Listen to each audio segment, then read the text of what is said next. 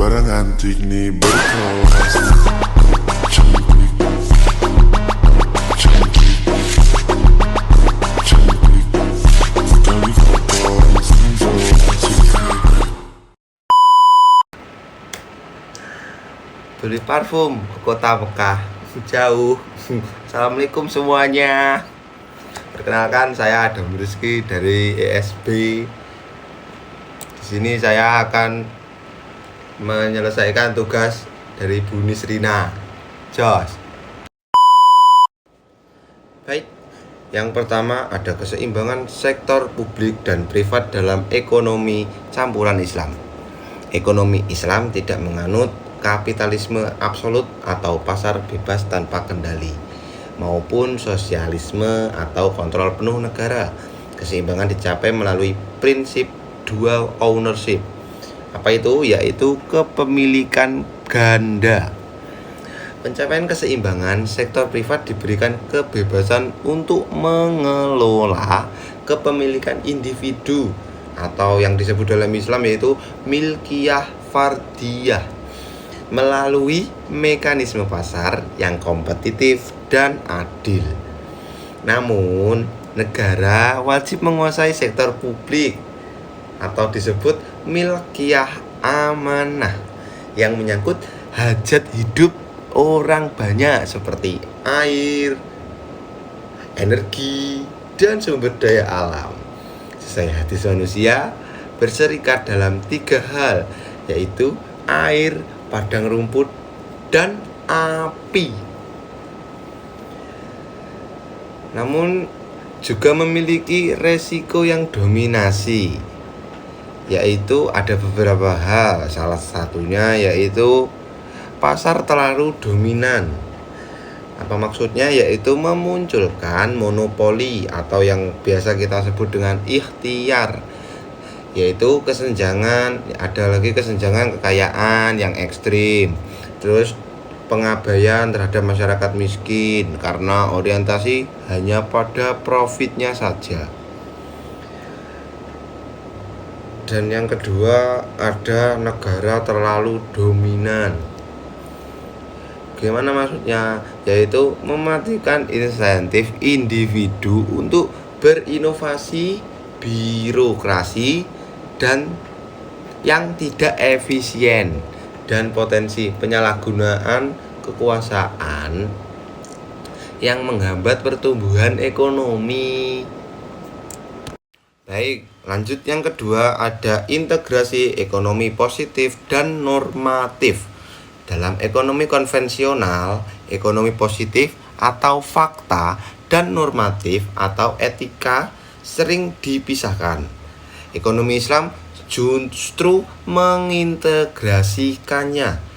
Pengaruh pada kebijakan, yaitu yang pertama, kebijakan tidak hanya didasarkan pada tata statistik, misalnya yaitu pertumbuhan PDB, tetapi juga nilai filosofis, misal keadilan distribusi. Perumusan kebijakan publik harus lolos uji maqasid al-syariah atau tujuan syariah, yaitu menjaga agama, jiwa, akal, keturunan, dan harta. Dalam ini memiliki keunggulan, yaitu pendekatan terpadu. Ini mencegah kebijakan secara angka, menguntungkan positif, tetapi secara sosialnya merusak. Normatif atau normatif, contohnya industri perjudian, mungkin meningkatkan pendapatan negara, positif. Namun dalam ekonomi Islam, kebijakan ini ditolak karena dampak sosialnya yang destruktif atau normatif. Paham? Ya, lanjut. Yang ketiga, ada eksternalitas dan kegagalan pasar. Eksternalitas terjadi ketika aktivitas ekonomi pihak tertentu memberikan dampak atau biaya atau manfaat kepada pihak ketiga tanpa adanya kompensasi. Tapi di dalam ini juga terdapat kegagalan pasar, yaitu jika pabrik membuang limbah ke sungai, harga produknya tidak mencakup biaya pembersihan lingkungan. Akibatnya barang produksi secara berlebihan karena murah padahal biaya sosialnya tinggi.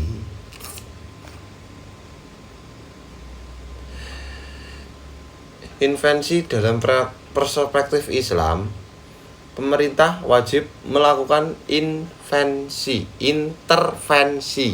berdasarkan kaidah fikih la doro wala diro, yang artinya tidak boleh membahayakan diri sendiri dan orang lain.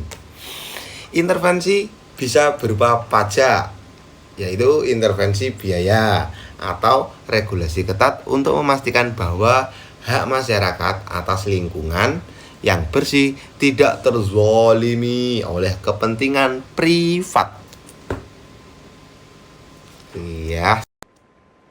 Baik, lanjut yang keempat ada fenomena free rider dan konsep zulm. Penggunaan jalan yang tidak membayar pajak namun menikmati fasilitas publik adalah contoh nyata dari masalah free rider. Dalam konsep ini memiliki dua analisis perspektif, yaitu kegagalan pasar. Yang pertama, barang publik bersifat non-eksklusif sehingga orang cenderung tidak mau membayar jika tidak dipaksa. Yang kedua, ada dalam perspektif zulm atau kezoliman. Tindakan ini adalah bentuk kezoliman karena mengambil hak orang lain secara tidak sah dan merugikan kas publik yang seharusnya digunakan untuk kemaslahatan umum. Adapun argumen kebijakan, yaitu negara harus menerapkan sistem pengawasan yang ketat seperti integrasi data pajak dengan akses layanan publik dan penegakan hukum yang adil. Dalam Islam, kepatuhan terhadap aturan pemerintah yang bertujuan untuk kemaslahatan adalah kewajiban warga negara. Baik, yang lanjut poin kelima, ada political budget cycle dan stabilitas fiskal. Perilaku vote maximizing meningkatkan belanja publik jelang pemilu untuk mencari suara, sering kali merusak kesehatan keuangan negara.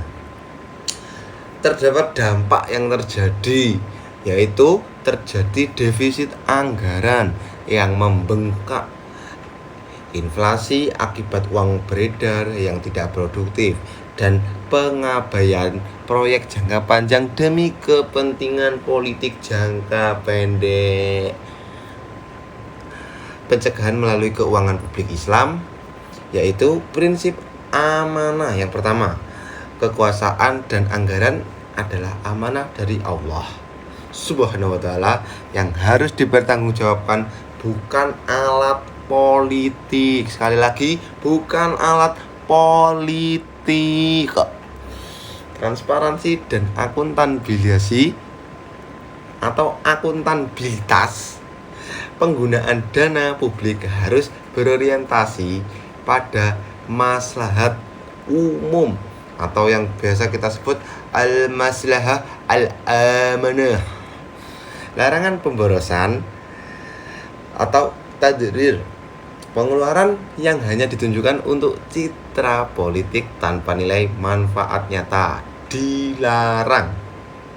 Pengawasan oleh lembaga independen yang kuat atau mirip fungsi al-hisbah dapat memastikan anggaran digunakan secara efisien sesuai prioritas umat. Sekian, itu saja yang bisa saya sampaikan. Banyak kurangnya mohon maaf. Akhirat billahi taufik wal hidayah. Assalamualaikum warahmatullahi wabarakatuh.